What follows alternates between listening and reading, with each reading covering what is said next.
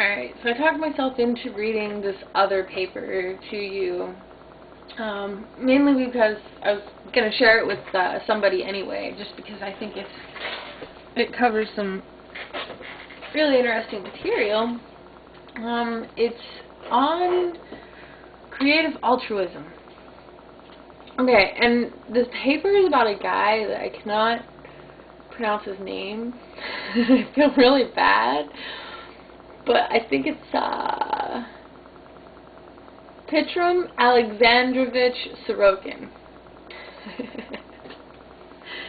Alright. So, alright, this is my other paper. Guy who I can't say his name, Sorokin, from 1889 to 1968. His writings have been regarded as provocative and pioneering, and I personally find his theories to be fascinating and revolutionary. He was the founder of the Sociology Department at Harvard University, as well as the president of the American Sociological Association, and is considered to be one of the most productive writers in the field. Yet, political and personal conflicts have kept him from the forefront of sociology. I feel there is still the potential for his ideas to emerge into mainstream sociological theory, regardless of what conflicts may have surrounded his life. For this paper, his theory on sociocultural change, as well as his concept of creative altruism, will be relevant, where I will both agree with and support Sorokin's imaginative ideas.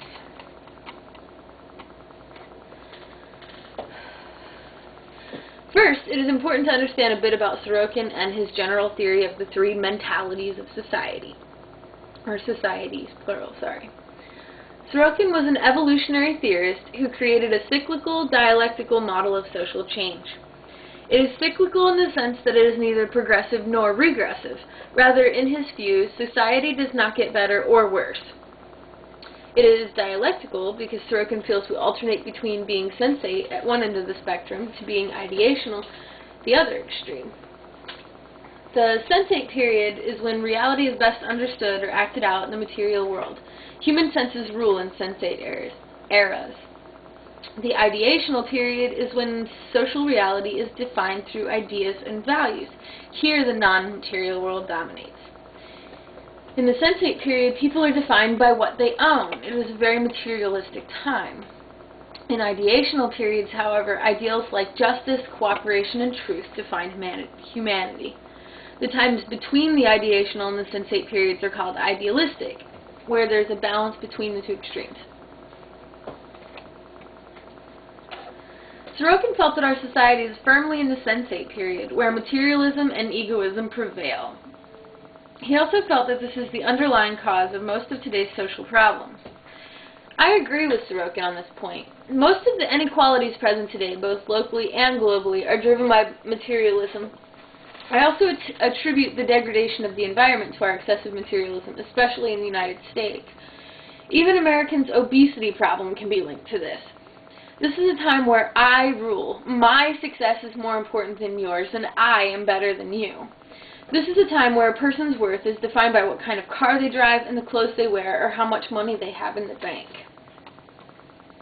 It's important to understand Sorokin's views on sociocultural change to fully grasp his concept of creative altruism. In the above theory, it appears as though Sorokin is predetermined where society is headed, that it goes back and forth, and that our efforts to steer society are futile. However, through a social movement for creative altruism, he demonstrates that humans can in fact influence society, even if his broader theory does not account for intentional social change. Creative altruism, Sorokin's social movement, can be defined as the conscious and purposeful insertion of the universal ideal of helping others, the golden rule, into planned change. In its simplicity, creative altruism appears to be the perfect solution to the hyper-individualistic and materialistic problems emerging in today's world. Creative altruism would reshape the world and the social relations within it. It has become an alternative view that strays from the traditional capitalistic and socialistic viewpoints, in that it promotes pro-social behavior from the micro to the macro levels, where everyone benefits and everyone is valued equally. Okay, the golden rule has been present in nearly every religion throughout human history. Presented in Weinstein's Social and Cultural Change is a list of the many religious translations of the Golden Rule found throughout the world. Among the religions represented are Wicca, Hinduism, Buddhism, Christianity, Islam, and Judaism. The message is loud and clear. We should treat others how we ourselves would like to be treated. It has been said that the world is shrinking. Humans have become increasingly socially connected throughout the world. It's hard to deny globalization and its impact. Today, creative altruism translates to being kind to the entire species, not just your neighbor. Individuals are now concerned for both their neighbor and those living on the other side of the world. What we do affects humanity and vice versa. This is most evident when looking at the destruction of the environment. We only have one planet, and the clear-cutting of the rainforest, the increase in greenhouse gases, and the existence of nuclear bombs concern us all, because we share the world, our home. This realization is changing the modern concept of the relationship between humanity and nature. Conquest and exploitation were once positively valued as measures of how developed a society is. Now we speak of cooperation and conservation. Very recently, nations with the best technologies, the biggest cities, and the most luxuries for their people were highly valued. This transition to valuing conservation and cooperation demonstrates a shift from the sensate towards the ideational, and I feel that this has been driven mainly by human efforts. Hold on.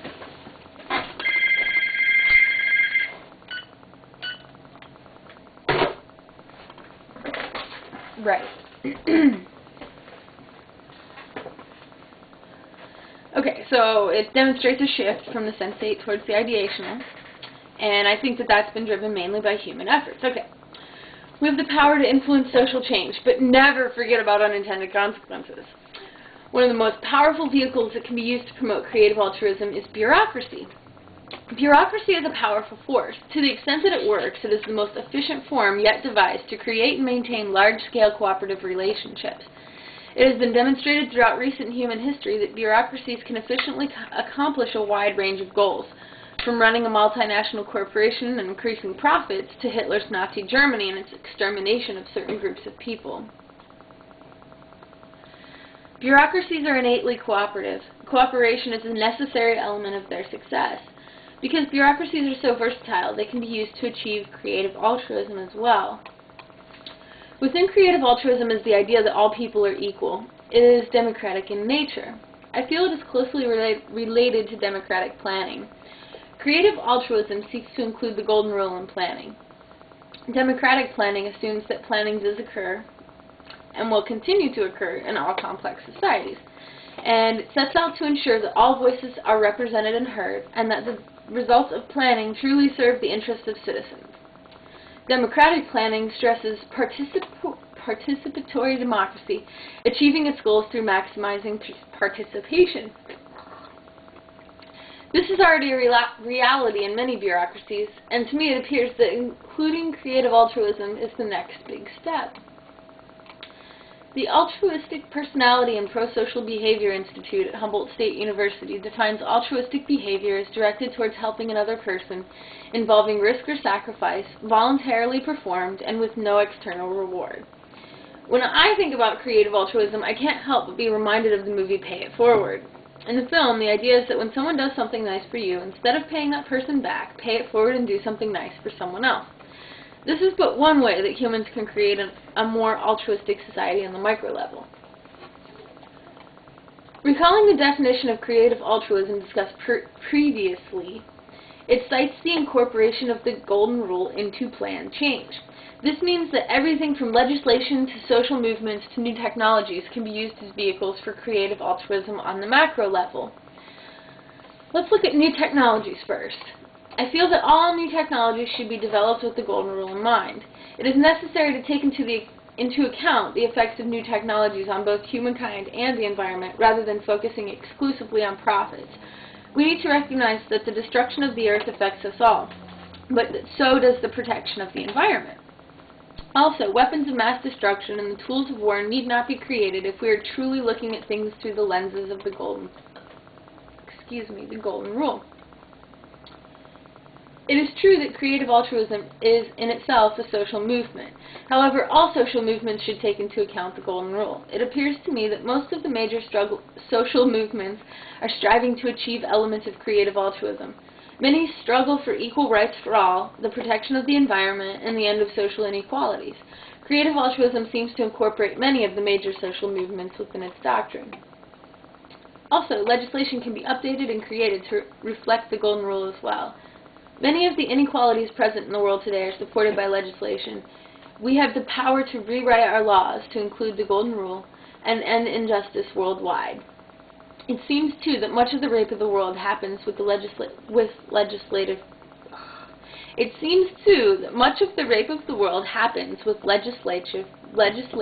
permission. Right. We must take all of humanity into account in regards to the environment.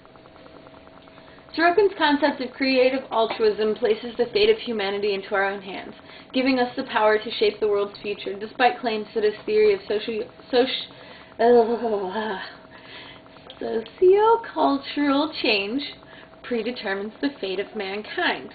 I found it to be very insightful and imaginative, loaded with positivity and possibility. The end. Again, another disclaimer. I don't know if I put this at the beginning or not, but I did not give you my bibliography or works cited, and so you can't quote me on this. Really sorry, but if for some reason you are interested in knowing where I got my information or anything like that, you can send me an email through YouTube. And yeah, obviously you can't let me know what you think and help me with my paper because I'm about to go turn it in. But yeah, hope you liked it.